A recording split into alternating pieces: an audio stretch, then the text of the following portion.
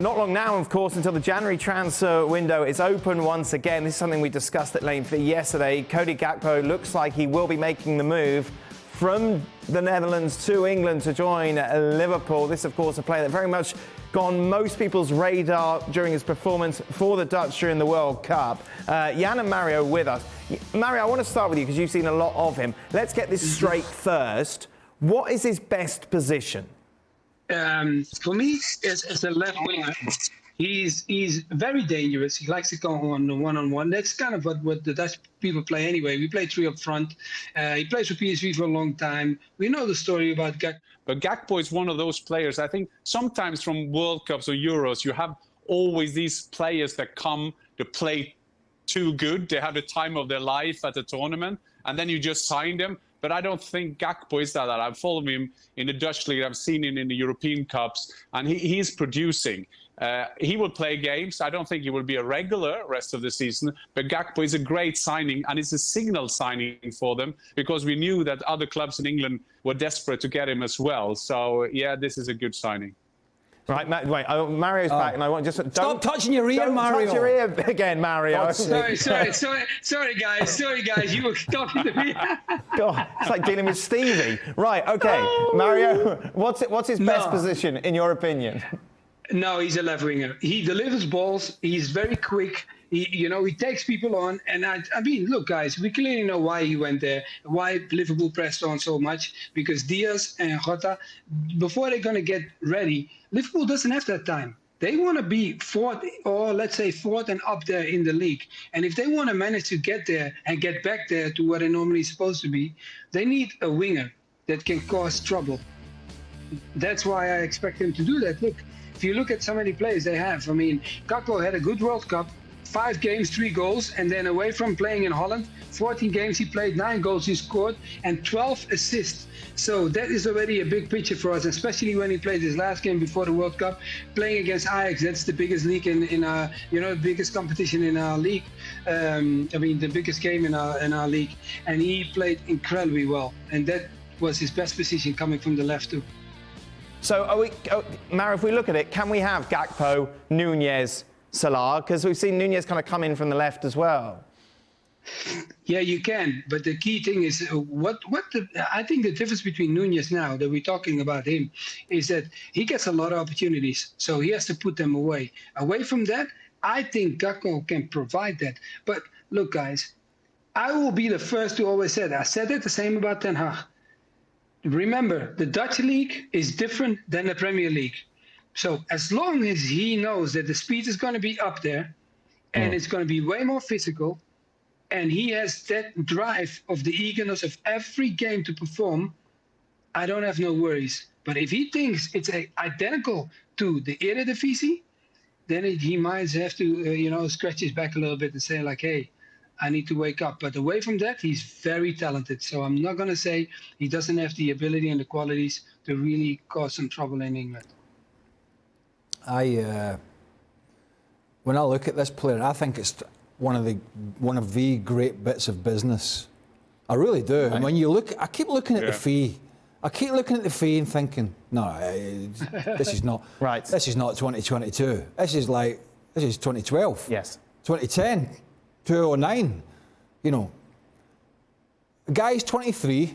When I look at him as a player, and I bow to Mario, his left-hand side is his best position, but I look at this guy who, to me, could play in several positions, if needed be, and could adapt.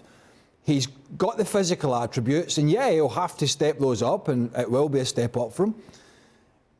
We know he can score goals. We know he has those attributes I talked about. We know he's flexible. And 37 million. I mean, geez, you go to the Championship and get somebody who's had a one-season wonder, and you're going to be paying 25, 30, 40 million plus for somebody. This is, I just think to go in there. If we were bringing him in at 80 or 90 million, you'd be like, ooh, that's... Sure. But no, I'm sorry. This is a terrific piece of business for Liverpool, and I think it's a great move for the player himself going into that club. The way they play with this manager, I think it's great business all round. Jan, can you just give some insight as to why is it at this price?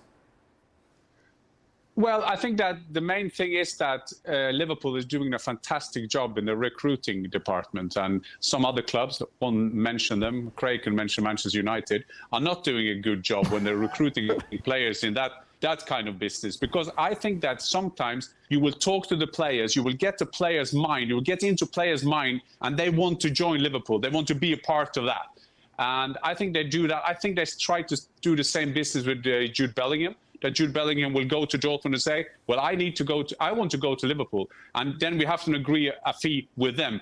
That may happen. But Gakpo, I think it's the same. I think they got into his head that he will be a great part of Liverpool Football Club, that they will see that he is a part of their future plans. And like Mario was saying, there is a position waiting for him. And he is a player who can play in so many different positions. And he's been told that story. And I think Liverpool are maybe they are the best in England doing that, starting with getting the players on the side. And that is a massive thing when you go into a bidding war, when the players and his entourage saying they want to go to this and that club.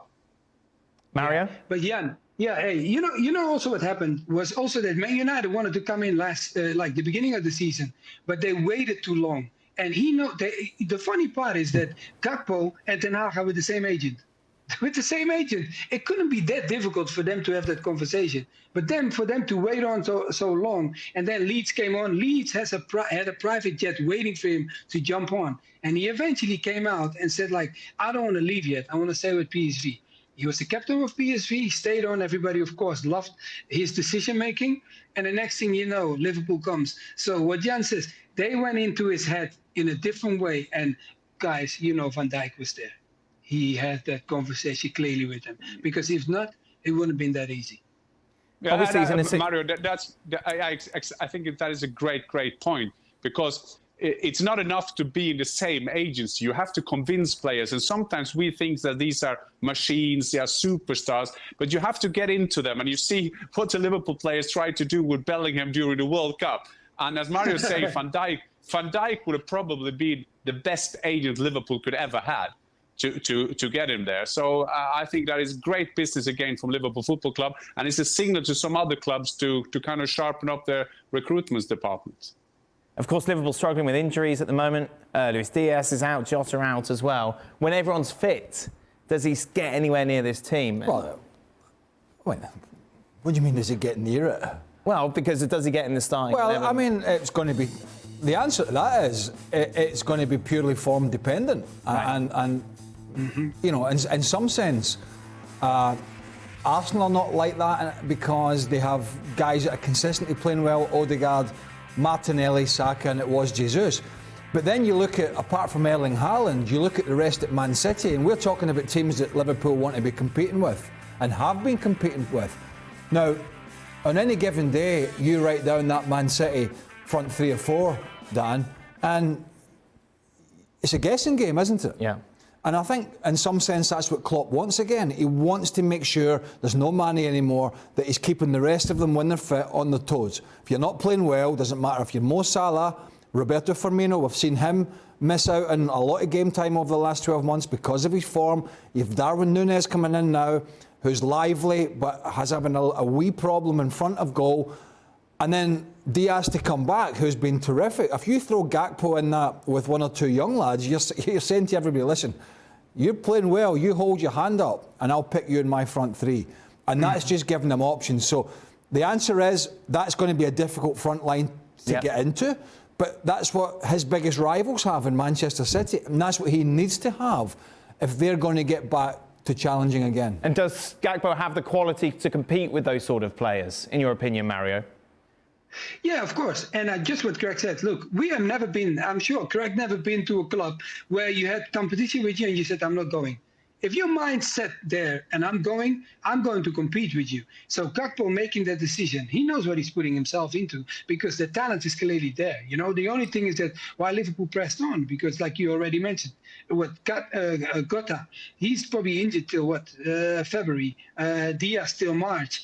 This is too long for a team. So for me, I feel like, he's going to compete with them. He should be ready to compete with them because being at PSV had a similar kind of fight. going on to get himself to where he is right now and playing for Holland. Come on, no national team gives you the glory by freedom. You have to fight for it.